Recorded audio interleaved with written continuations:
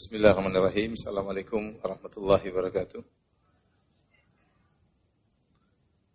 Alhamdulillahi ala ihsanih wa syukru lahu ala taufiqihi wa amtinanih wa asyhadu an la ilaha illallah wahdahu la syarika lahu ta'ziman li sya'nih wa asyhadu anna Muhammadan abduhu wa rasuluhu da'ila ridwanih. Allahumma salli alaihi wa ala alihi wa ashabi wa ikhwanih.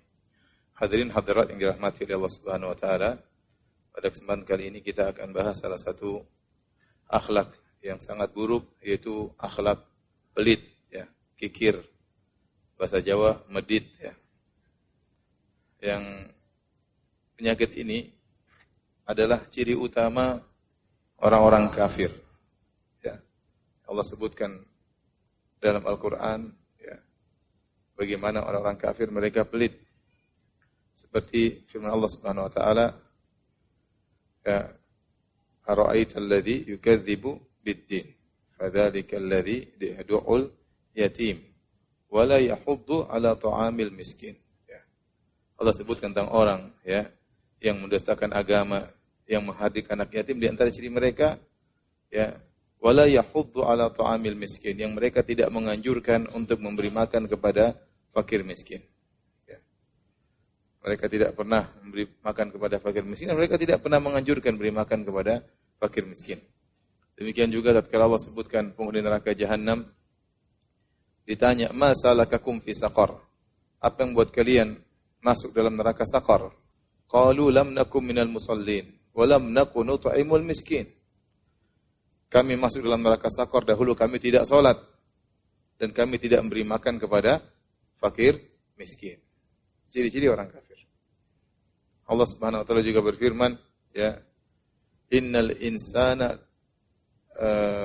wa innahu li hubbil khairi lasyadid. Kata Allah Subhanahu wa taala, wa innahu li hubbil khairi lasyadid. Sungguhnya mereka manusia itu yang kafir itu begitu cinta kepada hartanya, yaitu dia sangat cinta kepada hartanya sehingga dia sangat pelit. Ya, sangat pelit. Makanya dalam ayat yang juga kata Allah Subhanahu wa taala, wa yuhibbunal mala hubban jamma. Orang-orang kafir itu sangat mencintai harta dengan kecintaan yang sangat dalam. Kalau dia sudah cinta kepada hartanya dengan sangat luar biasa, untuk mengeluarkannya dia pasti merasa berat. Makanya Allah sebutkan juga tentang orang-orang munafik. Kata Allah Subhanahu wa taala, wal munafiquna wal munafiqatu ba'dhuhum min ba'd. Orang-orang lelaki munafik, wal munafiqat, dan wanita-wanita munafik, sebagian mereka, ya, sama dengan sebagian yang lain, ya. Kata Allah Subhanahu wa taala, ya'muruna bil munkar, ya, wa yanhauna 'anil ma'ruf wa yaqbiduna aydiyahum. Ciri-ciri orang munafik itu menyeru kepada kemungkaran, mencegah daripada kebaikan, wa yaqbiduna aydiyahum, dan mereka menggenggam tangan mereka. Ditafsirkan yaitu mereka pelit. Kalau orang menjulurkan tangannya berarti bersedekah, tapi dia genggam tangannya artinya dia pelit. Sehingga sifat pelit ini adalah sifat yang buruk, yang tidak pantas seorang muslim untuk pelit. Yang beriman akan adanya hari akhirat, hendaknya tidak pelit. Karenanya Nabi SAW, ya, berdoa dari sifat pelit. Di antara doa Nabi SAW, Allahumma inni a'udzubika minal hammi wal hazan wal ajzi wal kasri wal bukhli wal jubni wa dhala'id daini wa ghalabatir rijal. Ya Allah, aku berlindung kepadamu dari alham, kesedihan yang berkaitan tentang masa depan, kekhawatiran. Wal huzni, berlindung dari kesedihan yang berkaitan dengan masa lalu. Kemudian wal ajzi wal kasli, dari ketidakmampuan dan dari kemalasan. Wal bukhli wal jubni, dan aku berlindung kepada Engkau dari sifat pelit dan pengecut. Jadi seorang berlindung kepada Allah dari sifat pelit. Adapun sifat dermawan adalah sifat, ya, orang-orang beriman. Makanya Allah memuji orang-orang beriman tatkala mereka terjauhkan dari sifat pelit. Tatkala Allah menyebutkan tentang kaum Muhajirin, kaum Ansar, apa kata Allah Subhanahu wa taala, "Walladzina tabawwa'ud dara wal imana min qablihim yuhibbuna man hajara ilaihim wa la yajiduna fi sudurihim hajatan mimma utu wa yu'thiruna 'ala anfusihim walau kana bihim khasasah. Wa may yuqashuha nafsihi fa ulaika humul muflihun." Kata Allah dan para penghuni kota Madinah, jadi kaum Ansar, Mereka mencintai saudara-saudara mereka dari kaum muhajirin. Ya. Dan mereka tidak mendapatkan hasad dalam diri mereka. Meskipun kaum muhajirin dipuji lebih daripada kaum ansar. Wa yu'thiruna ala anfusihim, dan mereka mendahulukan kepentingan saudara-saudara mereka daripada diri mereka sendiri, walau kana bihim khassasah, meskipun mereka sendiri dalam kondisi membutuhkan. Jadi ithar ini derajat tinggi ya. Dia sendiri perlu, kawannya perlu, dia mendahulukan kawannya daripada dirinya sendiri. Dan ini kalau dalam urusan dunia kata para ulama dianjurkan, tapi kalau dalam urusan akhirat enggak. Dalam urusan akhirat kita disuruh berpacu. Kalau kita saf pertama, jangan kita bilang kawan kita, kamu aja yang saf pertama. Kamu di mana? Saya saf ketiga aja, jangan. Kalau masalah akhirat, tidak ada ithar. Ya. Kita berusaha untuk berpacu. Ya. Kalau ada sedekah, saya yang bersedekah. Tidak usah antum, saya yang bersedekah. Kalau yang bantu, saya yang membantu. Ya. Tapi kalau urusan dunia, kita punya keperluan, kawan kita punya keperluan. Kalau kita mendahulukan kawan kita, ini derajat sangat tinggi. Yang jarang dimiliki oleh manusia. Tetapi ini pernah dimiliki oleh kaum Ansar. Yang mereka mendahulukan kepentingan kaum muhajirin daripada kepentingan mereka sendiri. Setelah itu kata Allah Subhanahu wa taala, wa yu'thiruna ala anfusihim walau kana bihim khassasah, mereka mendahulukan saudara mereka daripada diri mereka sendiri padahal mereka juga dalam kondisi butuh. Kata Allah, wa may yuqashuha nafsihi fa ulaika humul muflihun. Barang siapa yang terhindarkan dari pelit, maka sungguhnya dia termasuk orang-orang yang beruntung. Jadi pelit ini sifat yang buruk ya. Dan Nabi SAW berlindung dari penyakit pelit, dan lawannya adalah sifat dermawan yang merupakan sifat orang-orang yang beriman. Dalam satu hadis Nabi sebutkan bahwasanya sifat pelit di akhir zaman semakin bertambah, semakin semarak ya. Rasulullah SAW bersabda, "Yataqarabuz zaman", sungguhnya zaman terasa semakin dekat. Ya, sekarang zaman waktu begitu cepat ya. Dengan sarana transportasi yang begitu banyak, dengan sarana komunikasi yang begitu canggih, dengan sarana transportasi, dengan sarana komunikasi menjadikan waktu terasa cepat berlalu. Waktu begitu cepat habis ya. Wa yanqusul amal, dan di akhir zaman wa yanqusul amal semakin berkurang. Wa yulqashuh, kemudian rasa pelit dilemparkan, tersebar. Wa tadhharul fitan, dan muncul fitnah di mana-mana. Wa yakthurul harju, dan banyak terjadi al-harju. Qalu ya Rasulullah ayyuma huwa? Ya Rasulullah, apa itu al-harju? Kata Nabi, al-qatlu, yaitu terjadi pembunuhan dan pembunuhan. Ini ciri-ciri akhir zaman. Dan sekarang fitnah di mana-mana, kemudian juga pembunuhan di mana-mana ya. Kalau dahulu kita dengar orang terbunuh 1 atau 2 atau 3 jadi heboh, sekarang di mana-mana kita dengar pembunuhan jadi seperti suatu hal yang biasa. Di antara ciri akhir zaman kata Nabi sallallahu alaihi wasallam, wa yulqashuh, dilemparkanlah rasa pelit. Ibnu Hajar menjelaskan, ai ilqahu fi qulubin nas ala ikhtilafi ahwalihim, yaitu rasa pelit dilemparkan masuk dalam dada-dada manusia dengan berbagai macam kondisi mereka. Sampai orang alim pun dilemparkan pelit dalam diri mereka. Hatta yabkhalul alim bi ilmihi, sampai orang alim pelit dengan ilmunya. Dimintai ilmu berat untuk dia sampaikan. Dimintai fatwa susah untuk dia berfatwa. Dia merasa berat dengan ilmunya. Ya. Mau dia sampaikan, tidak dia sampaikan. Fayatrukat ta'lim wal fatwa, sehingga akhirnya alim ini pun pelit, dia pun tidak mau mengajar dan dia tidak mau berfatwa. Wa yabkhalu sani' bi sina'atihi hatta yatruka ta'lima ghairihi. Demikian juga ada orang yang pakar dalam bidang dunia, dia pun tidak mau mengajarkan ilmunya kepada orang lain. Wa yabkhalul ghani bimalihi. Orang kaya pun pelit dengan hartanya, hatta yahlakal faqir. Sampai orang miskin akhirnya binasa. Kenapa? Dia punya teman kaya, dia punya tetangga kaya, namun dia tidak dipedulikan. Kenapa si kaya pelit? Jadi ini diantara ciri akhir zaman disebutkan dalam hadis tersebut. Ya. Artinya rasa pelit tersebut yulqashuh, dilemparkan kepada masyarakat dengan berbagai macam kondisi mereka. Ya. Sampai orang alim pun pelit dengan apa? Dengan ilmunya. Ya, saya kemarin beberapa waktu lalu ingin mengisi pengajian. Akhirnya pengajian saya dibatalkan. mau diganti dengan ustadz yang lain. Saya bilang tidak apa-apa. Ya, akhirnya ustadz yang lain tersebut pun dibatalkan juga. Kenapa? Karena manajemennya minta 75 juta. Waliyadzubillah. Ya, begitu pelitnya ilmu sampai harus dihargai dengan nilai seperti itu. Itu pun yang disampaikan mungkin cuma ketawa-ketawa saja ya. Entah ilmu apa yang disampaikan. Ini terjadi di antara ciri-ciri ya akhir zaman seorang alim pelit dengan ilmunya, pelit dengan fatwanya ya. Hadirin hadirat yang dirahmati Allah Subhanahu wa taala. Oleh karenanya orang-orang bakhil ya sudah ada sejak zaman dahulu kala ya, dan terus akan ada sampai hari kiamat. Sampai ada seorang yang bernama Al-Jahidh, seorang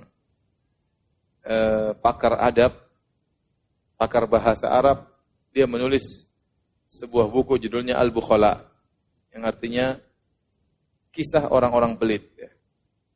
Buku tersebut 500 halaman. Ya.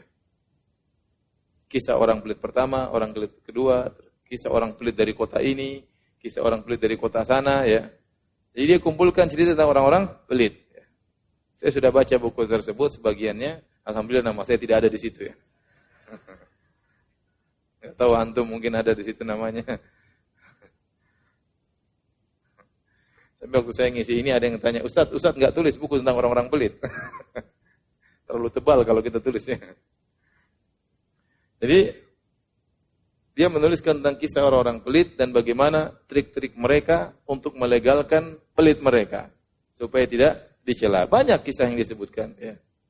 Tapi kita akan sebutkan beberapa contoh yang sempat saya baca ya. Di antaranya tentang kisah seorang pelit yang dia tidak mau menjamu tamunya. Ya. Kalau ada tamunya datang di waktu siang hari bertamu kepada dia pas di jam makan siang, maka dia tidak ingin kasih hidangan sama tamunya. Namun dia cari hilah, dia cari trik supaya pelitnya tersebut dilegalkan. Bagaimana caranya? Kalau tamunya datang pas jam makan siang, dia bilang sama tamunya, "Sudah makan siang atau belum?" Kalau tamunya bilang, "Sudah," maka dia bilang, "Alhamdulillah. Sebenarnya saya mau siapkan makan siang buat kamu, tapi kamu sudah makan ya sudahlah." Kalau dia tanya, "Kamu udah makan siang belum?" Kalau tamunya bilang, "Belum." Apa dia bilang? Dia bilang, "Waduh, kalau kau sudah makan siang, saya siapkan minuman yang enak. Tapi karena kau belum makan siang, ya sudah saya nggak jadi siapkan minuman yang enak." Intinya, dia tidak hidangkan makanan dan juga tidak hidangkan apa? Minuman. Antum jangan sampai seperti itu ya. Kisah juga seorang yang miskin yang menjamu tetangganya yang kaya raya namun terkenal pelit. Pelit itu penyakit ya, akhi. Kalau udah kena seorang luar biasa dah. Antum jangan bergaul sama orang pelit. Antum menderita kalau punya teman apa orang pelit.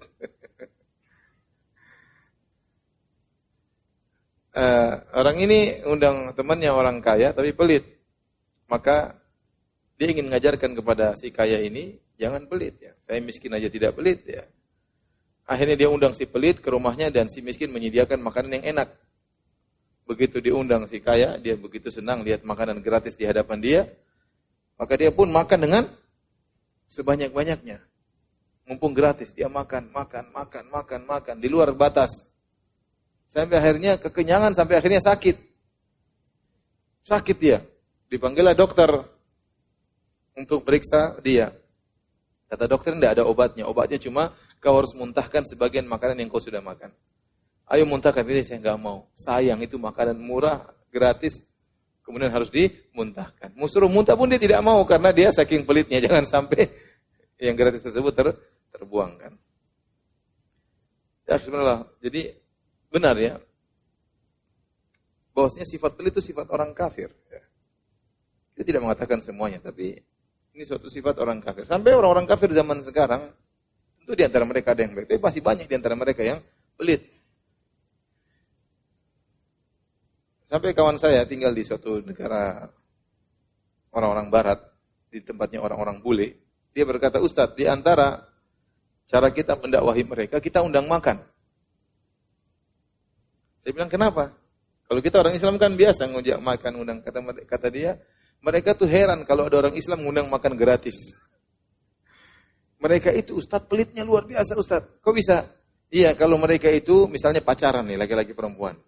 Pacaran, bawa ke restoran, nanti bayar sendiri-sendiri. Padahal pacaran ini. Bayar sendiri-sendiri. Masa? Benar Ustadz, mereka begitu. Karena dia memang lahir di sana dan tinggal di sana. Mereka bayar sendiri-sendiri lagi pacaran. Bahkan Ustadz suami istri, kalau sudah sama-sama kerja makan restoran, bonnya sendiri-sendiri. Masya Allah. Itu kenyataan. Makanya kalau mau dakwahi mereka gampang undang mereka makan. Mereka heran orang Islam bikin makanan enak mewah-mewah gratisan. Ya. Ya. Bahkan di antara mereka kalau punya anak sudah sampai usia kerja masih tinggal di rumah suruh bayar. Tinggal di rumah itu suruh apa? Suruh bayar. Waliyadzubillah ya. Ya kalau orang kafir pelit wajar karena memang tujuan mereka dunia. Surga mereka dunia itu. Tapi kalau orang mukmin pelit ini masalah. Saya tidak mengatakan semua orang kafir, tapi saya katakan demikian sebagian orang kafir seperti itu. Semuanya benar-benar apa? Perhitungan. Karena itulah dunia mereka. Inilah surga mereka di dunia. Ya. Begitu banyak mereka tidak mau punya anak. Kenapa? Karena takut anaknya apa? Bikin repot mereka. Bayangkan, dia kerja, istrinya kerja, punya anak. Nanti punya anak yang ngurusi babysitter. Bayarannya berapa? Tiap jam, per jam bayar berapa? Ngurang-ngurangnya apa? Duit. Sehingga banyak di antara mereka tidak mau punya anak. Tapi kisah berikutnya yang disebutkan tentang seorang Al-Marwazi ya bersama seorang Al-Iraqi. Ini dua orang yang bersahabat. Al-Marwazi ini selalu datang kalau hajian dia mampir ke temannya Al-Iraqi. Kemudian dia dari tempat yang jauh mampir ke tempat Iraqi, dijamu oleh temannya dari Irak. Al-Iraqi ini yang jamu dia terus. Lama bertahun-tahun. Namun dia tidak pernah datang bawa hadiah buat kawannya. Tidak pernah ya. Kita kalau ada kawan kita sering jamu kita, harusnya kita bawa hadiah. Menyenangkan dia ya. Selama ini kita dijamu. Namun dia pelit, dia tidak pernah bawa hadiah buat kawannya tersebut. Tapi dia berkata karena enggak enak, dia bilang, wahai fulan, wahai kawanku Iraqi, kau di sini alhamdulillah sudah mapan, saya tidak perlu bantu kamu. Tapi kalau kamu pergi ke kampung saya akan bantu kamu. Saya akan servis kamu kalau kamu pergi ke mana? Kampung saya. Dan itu diingat sama kawannya Al-Iraqi ini. Karena sudah bertahun-tahun dia servis kawannya ini. Suatu hari, kawannya Al-Iraqi ini dalam kondisi kesulitan. Dia ingat, oh dia punya kawan orang kaya yang suka berhaji dan bilang akan servis dia kalau perlu butuh dengan dia tinggal datang ke kampungnya. Maka Iraqi ini pun bersafar menuju ke teman kampungnya tersebut. Kampung temannya tersebut ya. Dia ingin ketemu dengan kawannya tersebut. Begitu dia sampai di kampung kawannya, dia cari-cari, kenal si fulan enggak? Si fulan enggak? Ini ketahuan si fulan lagi di sana lagi ngobrol sama teman-temannya. Dia baru subhanallah teman saya di situ. Yang sudah berjanji akan memberikan kebaikan bagi dia. Akhirnya dia pun pergi ke temannya lagi ngobrol sama kawan-kawannya, kemudian dengan semangatnya, dengan hangatnya pun dia mengucapkan salam. Assalamualaikum warahmatullahi wabarakatuh. Kawannya tadi, Marwazi tadi, jawabnya dengan dingin. Waalaikumsalam. Ya. Seakan-akan tidak kenal dia. Wah ini gimana? Datang dari jauh-jauh, kawannya seakan-akan tidak kenal. Dia bilang, wah mungkin dia pangling sama saya. Maka dia buka bajunya sebagian. Baik, kita lanjutkan. Maka Al-Marwazi ini, waktu ditegur oleh kawannya Al-Iraqi, Assalamualaikum, rupanya dia jawab dengan jawaban yang dingin. Ya. Seakan-akan tidak kenal. Maka temannya Al-Iraqi mengatakan, jangan-jangan kawanku pangling, tidak tahu saya. Maka dia pun mulai buka sebagian selendangnya. Assalamualaikum, jawabannya sama, Waalaikumsalam. Ya. Mungkin dia lupa, coba dia buka sorbannya. Ya. Assalamualaikum, jawabannya tetap sama, Waalaikumsalam, masih pangling juga. Dia buka songkoknya, Assalamualaikum, masih pangling juga. Apalagi yang mau dilakukan? Sampai akhirnya kawannya Marwazi mengatakan, ya akhi, ente meskipun buka roh ente keluar, saya tidak kenal sama ente. Artinya saking pelitnya, dia pura-pura tidak kenal.